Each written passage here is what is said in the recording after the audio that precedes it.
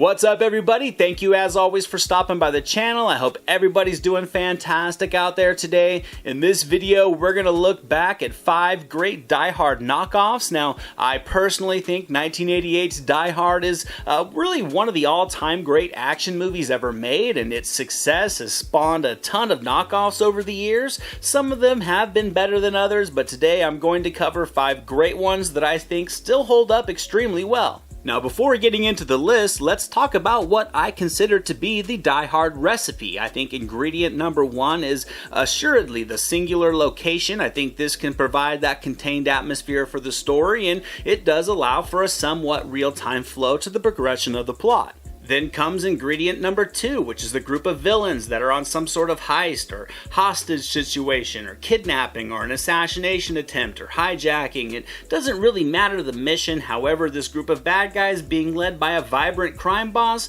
with a bold, magnetizing personality is certainly a huge bonus. Which leaves us with ingredient number 3, that being the unsuspecting hero, one who's going about their normal day or on a vacation or working through a day at their shift. It doesn't really matter much as long as it builds that needed wrong place, wrong time foundation.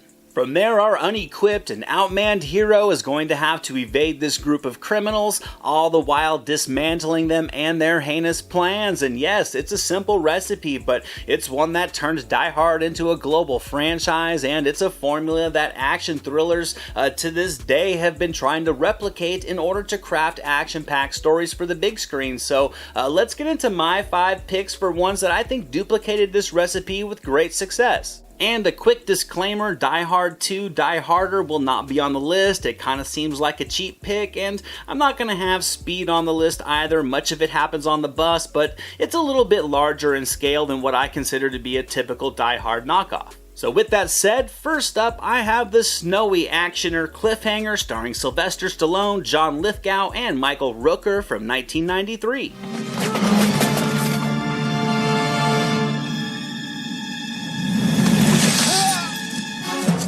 This is an adventurous movie from start to finish, and it certainly is one of Stallone's classics. It does kind of stretch the recipe a little bit. However, I think it brings you all the ingredients.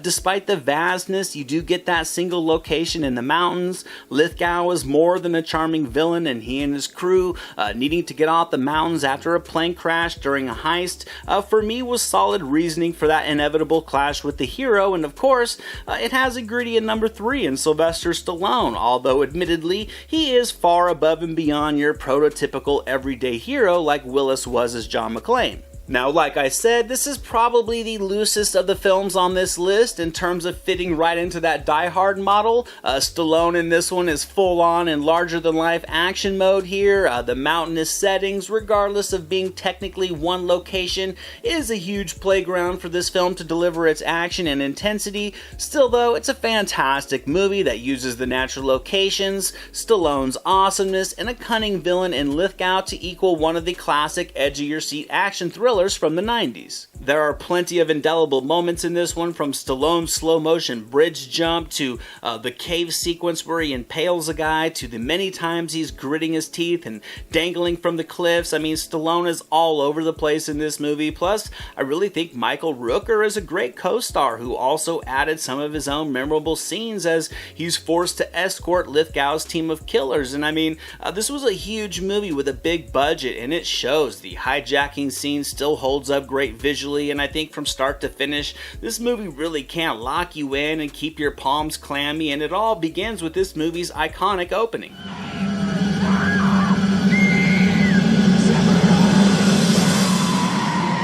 But for me, regardless of the appealing on-location shoots and the stunning backdrops, this movie just comes down to the good guy versus the bad guy, and with Sylvester Stallone and John Lithgow, this climactic movie ends with a finale that I think was able to truly live up to the heightened expectations that continually build throughout the quick-moving runtime.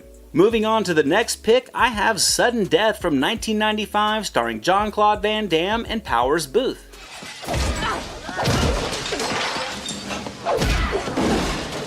This one certainly has a lot going for it. It's pretty much Die Hard in a sports stadium with Van Damme, and it's a wild ride. I think what it does extremely well is how it incorporates the hockey game that's going on while Van Damme is going about his hero mission. I think Powers Booth was elegantly sadistic as the leader of his crew. He certainly brought the film the villain that it needed, but in a much quieter way, but still in a very effective way, and his vicious plans and how they coincide with the progression of the hockey game added a fun layer of tension to what would have otherwise been a formulaic storyline. I do think there are some very brief lulls in the pace, but outside of that, this was a lean and mean action movie. It delivers plenty of Van Damme ass kicking.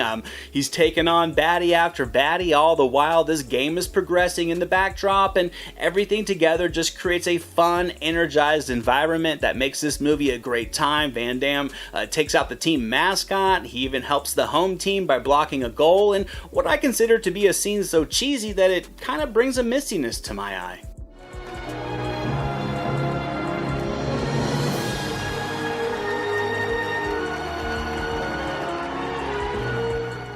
I just think all the pieces of this film work together to create a thrilling Die Hard style ride. It's filled with Van Damme kicks, gunplay, a creative use of the environments during the fight sequences, and it has a timeline that brings a fun, heightened level of tension by literally being on the clock as the game approaches its impending sudden death. And Booth is just a charming villain, but in a very unassuming way. I mean, often during the era, villains were loud and eccentric, but Booth here felt like a common man, but it did nothing to hinder the evil mentality that he poured into the role, and I really liked what he did here. It's also kind of sad. I think this movie was a quality actioner for Van Damme, and it almost doubled its budget at the box office, but it just wasn't enough to reinvigorate his box office run, as this would come towards the tail end of his A-list status. But he did bring a ton of depth to this role to really depict the unassuming hero very effectively and very naturally, and the hockey angle with the Stanley Cups going on was definitely ambitious, and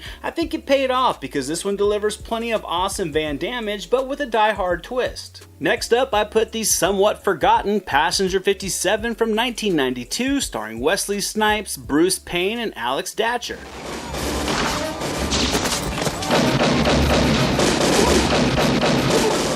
I love this movie. It takes the fight up to the skies, and I think it results in a very slick, fast-paced 90s actioner and a great Die Hard knockoff to boot. Air Marshal Wesley Snipes just so happens to be on the same flight as a killer in custody who's about to be rescued by his henchmen, so you do get that single location outside of a short but violently fun field trip to the state fair. Wesley Snipes here is awesome in the lead. I think he certainly fits closer to the McClane mold, and the unknown Bruce Payne delivers a delightfully excessive villain to bring you all you need for some wrong place, wrong time action and mayhem. Passenger 57 launched Wesley Snipes into the action genre, and rightfully so, because it's a polished action thriller at 30,000 feet. The musical score is sultry. It gives the film a stylish mood and flow that I think all add to the charm of watching Snipes take out a group of terrorists on a plane. The pace is very quick. It works in just enough story layering to kind of feel like its own film, and it showcases a collection of what I think are nicely crafted fight sequences, with Snipes boasting his talented martial arts skills. And how can you not love the over-the-top intensity from Bruce Payne? I mean, I hadn't seen this guy in a movie prior to this one. I can't recall seeing him in a movie after, but for 90 minutes here, he delivers all the vigor needed for a comically sinister villain, one who takes just ridiculously awesome dialogue and brings it to the next level with a devilish arrogance to his delivery. I mean, you know Snipes is going to take this dude out. You can't wait to see it, and that's kind of what makes this movie a great ride. And I would say this movie is a bit undermentioned, but it shouldn't be. It's a crisp action thriller with capable direction, a fantastic lead, endless bravado, a collection of awesome action sequences, and some lasting one-liners. You ever play roulette? On occasion. Well, let me give you a word of advice. Always bet on black. Moving on to the next film, and coming in at number 2, I picked the ocean actioner Under Siege from 1991, starring Steven Seagal, Tommy Lee Jones, and Gary Busey.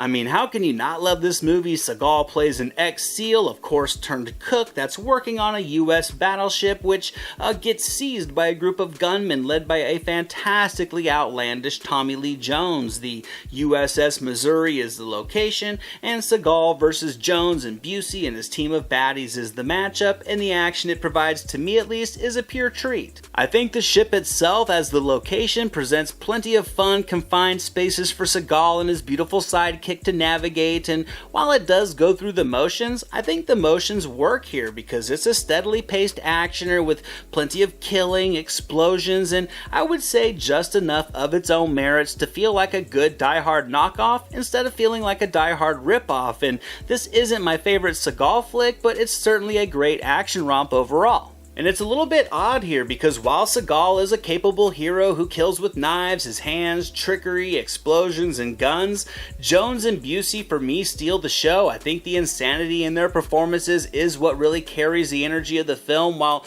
the story kind of goes through the motions of Seagal taking people out. I mean, Busey was way over the top and Jones was next level bonkers. He fully commits and I think he delivers one of the best 90s villains here. The progression of the story does a great job of pulling you all over this ship, which does create that fun claustrophobic atmosphere. You know Seagal is going to have his way, but it's still kind of fun to see how he's going to get there and how he's going to choose to take out the bad guys given the situation, all the while dropping in some cheap humor and a few notable one-liners as well. Are you like some special forces guy or something? I'm just a cook. A cook? Just a lowly cook. But for me, the fun in this movie comes down to Gary Busey and the comically villainous performance from Tommy Lee Jones as Bill Stranix. I think Jones was able to take a plug-and-play villain on paper and turn it into a memorable role that, in a very rare case, was actually able to outshine the lead hero, which naturally made for a fun build-up to their inevitable showdown. It's all by the numbers for the genre, but it's a great replica of Die Hard out on the Pacific. And with that film in the books, we've reached my number one spot, and my pick for the best Die Hard knockoff is Toy Soldiers from 1991, starring Sean Astin, Louis Gossett Jr., Will Wheaton, and Andrew Divoff.